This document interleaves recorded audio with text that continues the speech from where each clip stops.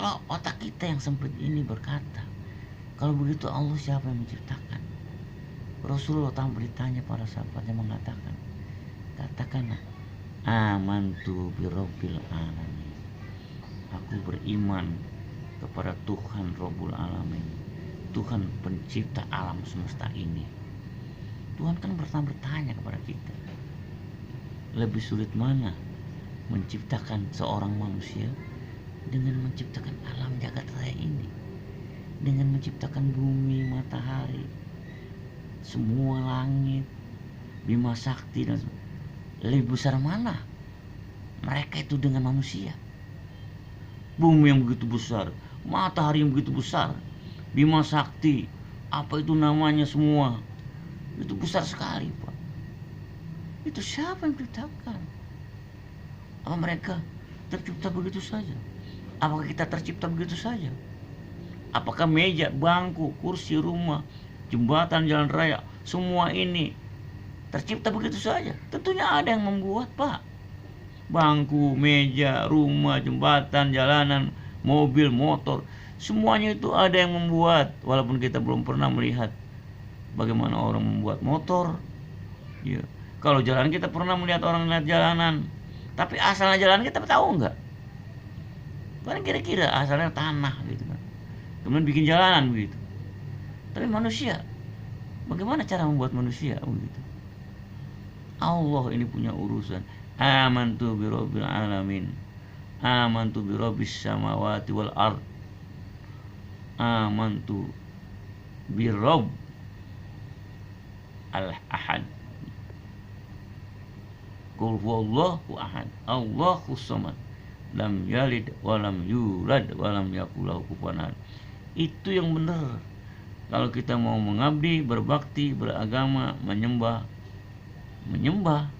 itu kepada Tuhan pencipta alam ini, pencipta semua langit, pencipta semua makhluk, yang menciptakan kita, itu kita sembah. Dan dia cuma satu, qul huwallahu ahad. Allah itu satu, bukan dua, bukan tiga. Jangan katakan tiga Tuhan itu kata Allah, bukan kata saya.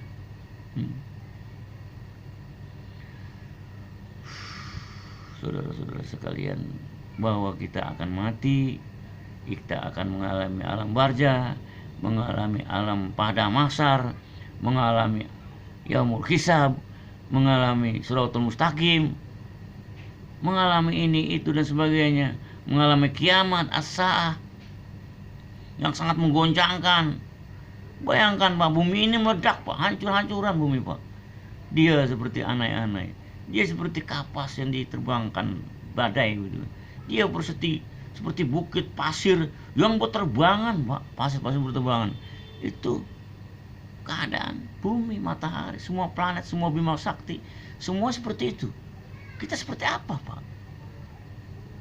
Jadi kalau sudah begitu, Pak, kemudian kita masing-masing mengurus diri kita sendiri, nggak ingat siapa-siapa, nggak ingat bapak, ibu, suami, istri, anak, cucu, teman dan sebagainya, nggak ingat. Yang ingat diri kita sendiri, bagaimanakah kita selamat Pak? Enggak, Pak. Terutama bagi kita yang banyak dosa. Kecuali kita sudah bertobat nasuh, sudah minta ampun, ya Allah ampuni saya, yang selalu sholat berjamaah, yang selalu mengerjakan yang wajib-wajib, yang sunnah juga, yang meninggalkan makruh, yang makruh-makruh. Kita kan masih senang yang makruh-makruh, Pak. Yang subhat masih senang, bahkan yang haram masih kita senang lakukan. Astagfirullahaladzim. Itu yang begitu itu nanti itu kalau hari kiamat atau kemari kematian kita, ketika nyawa kita dicabut oleh malaikat maut, di situ kita kelabakan. Kita membelalak mata karena kita udah punya gambaran bahaya. Pertanyaan ini BAP-nya bahaya, Pak, berat. Astagfirullahaladzim. Itulah coba kita amantu birabbil alamin. Kita beriman kepada Tuhan semesta alam, Rabb pencipta alam, pencipta semesta, pencipta kita semua. Kita bertuhankan dia, berarti bukan hanya nyembah, bukan hanya sholat, bukan hanya sembahyang, tapi mengikuti dia gitu. Mempasrahkan diri kita untuk mengikuti peraturan dia. Dia yang membuat komputer, pabrik yang membuat komputer, pabrik juga yang mempunyai manualnya.